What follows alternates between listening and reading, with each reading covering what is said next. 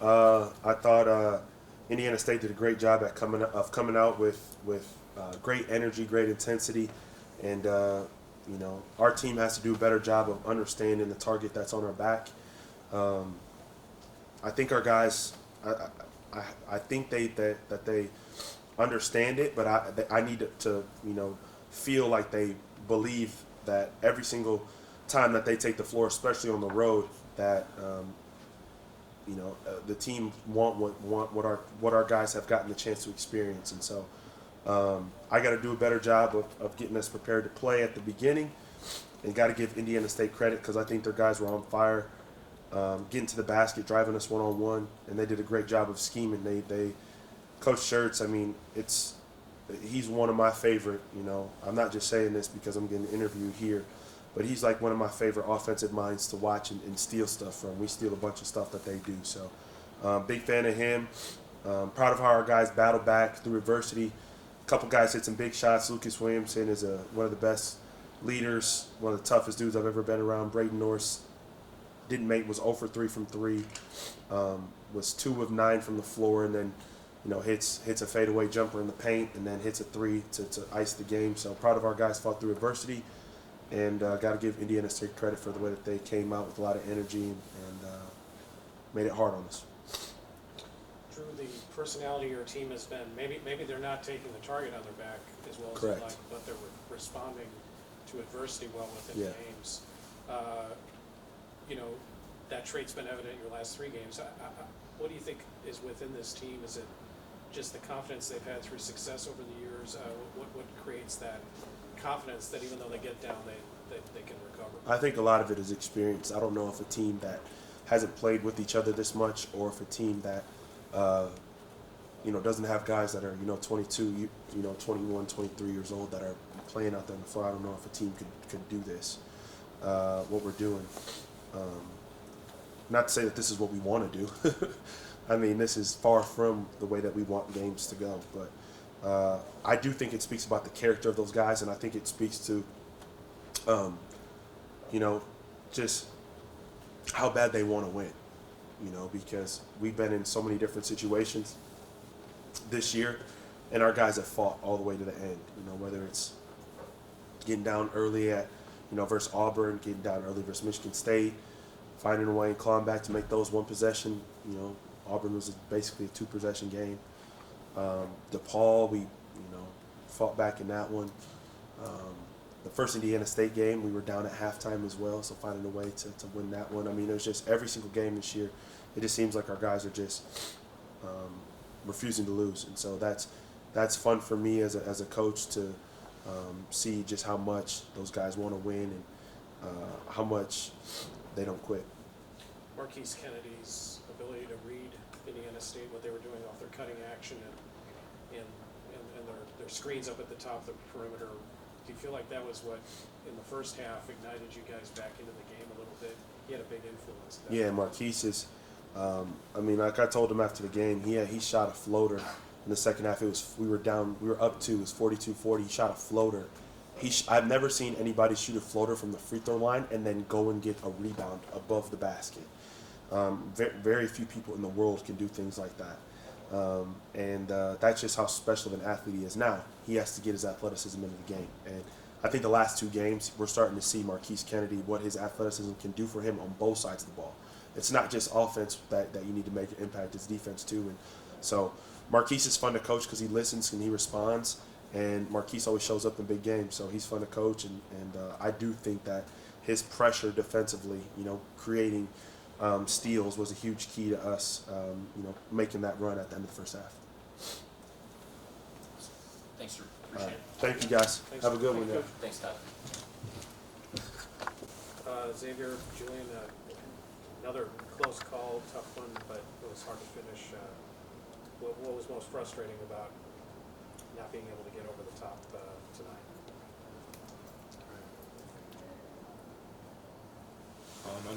Just down the stretch, y'all were watching while we was playing. We saw it too. They made the winning plays down the stretch, and we pretty much just didn't. A few of those, the ball didn't bounce our way, but at the same time, there was still other plays that we could have made just to help us get over that hump. I'll say the same thing as you. I mean, they made the winning plays at the end of the day. They got loose balls and we didn't convert to some ATOs and y'all saw that out. What's it like trying to attack their defense? Because they just challenge everything out there, even inbounds plays. I mean, how difficult is it to try to attack what they're doing out there and free up what you guys want to do? I would say their defense is definitely top tier defense, but I mean they still got their kinks just like every other defense. Honestly, I feel like it was just a lot of execution things, like not hitting the seams when we should have, and not making the right decisions and hitting some shots. But other than that, I feel like we played pretty good. I mean, I would agree with Jabo on the execution part. I mean, we just didn't hit those seams. I mean, we did play vertical in that little 15-minute stretch that y'all saw when we got up by 15, but it just kind of stopped at the game with the consistency of it. But I mean, they're a really good defensive team, like he said, and I mean, when you play to their strengths on defense, it's hard to score on them. But when we play to our strengths, like nothing is ever easy, but we can get what we like every time. It's hard because you guys have played really well the last 2 games, but you don't have a W to show for it. How do you just keep your nose to the grindstone and continue to play hard and hope the reward comes soon? I would say just keep coming to practice, keep grinding every day. Honestly, that's the only thing we can do. Keep learning from these past couple games, and down the stretch, down longer in the season, it's these type games just getting us stronger and mentally focused for what's coming down the stretch. So when the time comes for that, from the nut crunching games, we can lock down and get stops and get it up. I mean, it's just like Coach Church says, it's a process. It's part of the process. I mean, they've been through it all. I mean, they got Lucas Williamson that's been there. Their Final 14 came off the bench, actually played minutes. Braden Norris. I mean, all of those dudes were on the team last year, so they've been through it. We're going through it now, so it's just part of the process, and we know that and we understand that. Any other questions for our guys? Appreciate you guys. Appreciate y'all. Thanks. Sure. Go for questions. Obviously, disappointing. Credit Loyola. I thought, they did a great job. They made some, good in-game adjustments. And we struggled to match those and to counter those. Foul trouble hurt us a little bit. Probably, from my standpoint, probably should have gone back with Mike a little earlier. We're trying to manage that at the end of the half with 2 fouls, and game got, I probably should have put him back in, so that's on me. But frustrating that we weren't able to finish. Thought we played, came out of the gates really good. Thought we played with great energy. Thought we offensively were really moving, playing with force and with pace, and we always talk about. And I thought we were really getting great looks despite turning the ball over some, and then just gave them way too many relief points. I thought we had some breakdowns in the defensive end as the half wore on, and then second half I thought, offense just for the most part stalled out. Actually, last 5 minutes I thought we kind of got back to playing, what we normally do. So, and generated some pretty good looks. I'm proud of the way we fought. I thought we played hard. I thought we competed, but against a team that good, playing hard and competing is not enough. You got to play with, you got to play with detail. You got to play with thought. You got to play with purpose. And I thought, we didn't do those things well enough to beat a really good team. Josh, I thought the players actually put it pretty well. They said that this is part of the process, but it's a part of the process that kind of hurts a little bit. How do you kind of, pun unintended, process that look at this? Because Loyola obviously is a finished product in terms of Valley play. You guys are trying to get there. Yeah, they learned that. They heard that from a wise man in the locker room. So, pain is a part of the process and a part of the path to becoming a good team. We have to learn how to win. Loyola knows how to win. When it comes down to the end game, Northern Iowa, those programs, they know how to win. We're going through this for the first time. Coop maybe not, but everybody else really for the first time is is trying to go through this. And you know, in competition, you know, there's no substitute for experience. You know, and now for us, you know, pain is a part of the process. Pain is a part of the growth and part of the path. But it's how you apply the pain. It's how the lessons you learn and you glean. So now, you know, we have to understand that, you know, from an offensive standpoint, you know, who we are, what we do well, and guys understanding, you know, what their roles are. We you know, so, and Loyola does that. They really do. And down the stretch of that game, you know, we had the shot. We got a really good look from Mike and a tip in from Hobbs that both were, you know, pretty point blank stuff. We missed those. They come down and, you know, to his credit, I thought Norris made a really tough shot over Mike. I thought we defended that really well. He made a really difficult shot. You know, we come down and miss. I thought we got another, you know, pretty decent look. Didn't knock it in, and then we go inexplicably under a ball screen on Norris, and you know, he's the one guy you can't do that with. It has to be an over. You have to take him off the three, and he sits behind that on the under and drills it, and it's game over. And so yeah, I mean that is a part of it, but no moral victories, no excuses. You know, we've got to be better. The Valley is unforgiving. There's no team you look at and say, oh man, you know, we're just going to show up and this is you gotta play and you gotta be great to have a chance to win. And again, I'm proud of the compete level. I'm proud of the fight. I thought as bad as we were offensively, the entire last, you know, basically from 5 minutes ago in the first half to 5 minutes left in the second half. So that 20-minute, we were horrendous offensively. Worst we've been all year, most stagnant, ball stuck. It felt like they blocked 100 shots as we tried to go one-on-one with Jabo versus Chris Knight. You know, bad matchup for us. But I told them, you know, nobody was moving to really help him and give him, you know, outlets and opportunities. Where early in the game we were. As bad as we were on that end of the floor, we guarded and we kept ourselves in the game and had a chance to take the lead under 2 minutes to go there with those two shots. And so, you know, but we have to play with more purpose, more you know, more thought and more detail to win games like this. We got to figure out how to close and how we're going to close, and who we're going to close with. You know, it's a unique team where there's not a defined closer. You know, game. You know, for them they can kind of go to Williamson and they can go to Norris.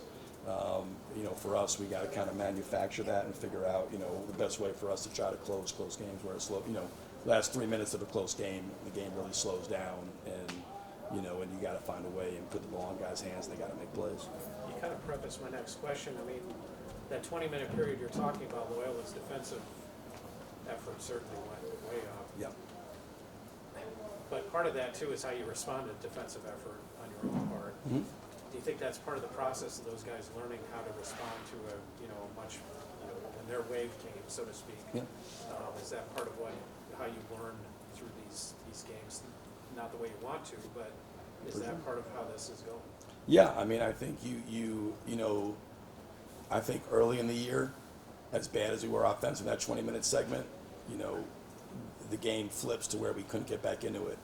You know, we saw that against Oklahoma. We saw that against New Mexico State. We saw that against Ball State, right? I mean, when things got hard, when shots weren't going in, we kind of deflated and we didn't maybe compete with the same level of attention and focus and detail on the defensive end.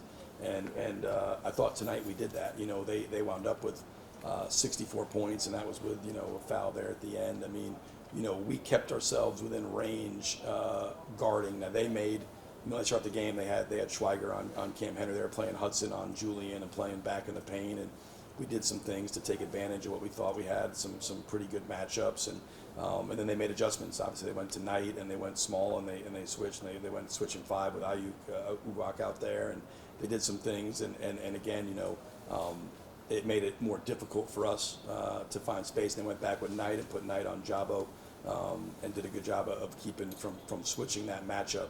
And you know, so again, on me, I gotta you know, find ways to with this group to manufacture points. But yeah, you know, our ability to hang in there and to give ourselves that chance there in the final 2 minutes to win the game, are you know, that's a credit to how we guarded, because that 20-minute stretch of offense was everything we don't want to be. You know, it was ball sticking. We don't have a good team we're not a good isolation team. I mean, you just being point blank, we just don't have guys. I mean, Henry in the right matchup, you know, Mike right. I mean, like that's not what Coop does well. That's not what Hobbs does well. That's not what Chabo's not. You know, I mean, we just not what Julian does well. Like none of those guys are great in isolation situations. And so we have to just, you know, we have to be who we are, and we have to play collectively, and we have to work collectively to generate shots. And you saw it. I mean, obviously you were there in North Dakota State. It's the most similar situation where we're doing something, it's working great, we're playing with great energy and pace and cutting and movement, and then we just stop. And now Loyola is terrific defensively. They're exceptionally well coached, and they switch everything. And when you switch, and they have the ability to switch, and you don't really have advantages, they can flatten you out, right? And offensively, you want to play vertically. They can flatten you out and make you play east-west. They did a great job switching and flattening us out. We didn't move with enough pace and purpose to hurt that until the last 5 minutes, where I thought we then got, again, some really good looks. We generated open threes. Hobbs, another one, a great cut layup that we just, you know, we left a little short. We had some great opportunities in the last 5 minutes of the game, and I thought we kind of got our energy back. But where was it in that 20-minute segment? It really does feel like you're kind of just on the precipice of getting over that hump. You know, I mean, back-to-back games, like Todd said, I mean, you know, the Northern Iowa game, so much heart, so much everything that you saw from this team, you know, especially playing shorthanded, and then you get everyone back for this one. Game starts, Holman Center's rocking, you know, everyone's, you know, fired up. You know, Cooper and Cam are obviously fired up with the crowd. Mm-hmm. But you look at the stat sheet even, I mean, you guys look like you win everything that you want to win. You win turnovers, you win bench points, you're only out-rebounded by 3. What really is it going to take, do you think, to get you over that hump, to get you that win so that these guys can go ahead and say, all right, you know, we are who we think we are. You know, everyone else thinks we're bottom, but we're not. We are a team that can compete in the Valley. I think, you know, you just have to, you know, sometimes it comes down to as simple as, you know, a make or miss game, you know, like, you know, the Bradley game here, you know, Coop makes a really difficult, you know, step back 3 and it goes in and it's like, wow. And then, you know, we go to Northern Iowa and A.J. Green makes a remarkably hard fadeaway over the top of Julian with you know, 20 seconds to go. If that shot misses, we beat Northern Iowa. Mike gets a pretty good look at a layup the other end. It doesn't go in. And so some of it is that, but that's not as simple. We have to be more consistent. We do things in spurts. And spurts against really good teams is not going to get it done. You've got to play like these guys, you know, Loyola, I think Northern Iowa, you know, they're championship level programs. They have a DNA in them that, hey, you know, we expect to win. There's a belief, you know, you develop that belief by going out and doing it. And we have to go out and do it. And we have to figure out, you know, how we're going to close with certain teams. Like, there was no doubt in Northern Iowa where the ball was going in that final possession, right? Like, everybody knew. And we guarded it great, and he stepped up and made a shot. And there was very little doubt in my mind. There was 2 options where the ball was going for Loyola in that last play. And, you know, and Norris hit it, and he did the same thing, made, 3 threes the last minute and a half against Valpo to get it to overtime and get him, you know. So for us, it's got to be, we're more collective in what we're doing. And we have to figure out the best way for us to close games. And then you got to go out and do it, and you got to go out and you got to find ways to win. And for us, how we're going to close, we're there. I agree. We're knocking on the door, but you know, I'm not big into, you know, moral victories. You know, you gotta, you know, it's a bottom line deal. You know, you win or you lose, and whatever the circumstances are, and you know, Drew was very kind of was like, you know, you guys are getting everything out of him. I don't think we are yet. You know, I think we can be much better. And I got to do a better job and helping these guys, and then they've got to do a better job of making sure we're giving everything we have. So when we're back in this situation, we can take the lessons from Northern Iowa, what didn't work, and then take the things that did work, and then that's how you get over the hump. And then once you do it and you start winning, then the belief starts. Then you feel like in these final 4 minutes of a game that, hey, you know, we're going to get it done. And we have, you know, Miami, Ohio, Green Bay. There's been plenty of games where we've played in the final 4 minutes and gotten it done.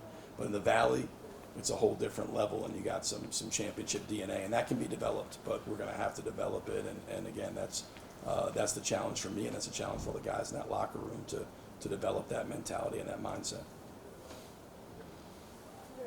Thank you, guys. Appreciate it.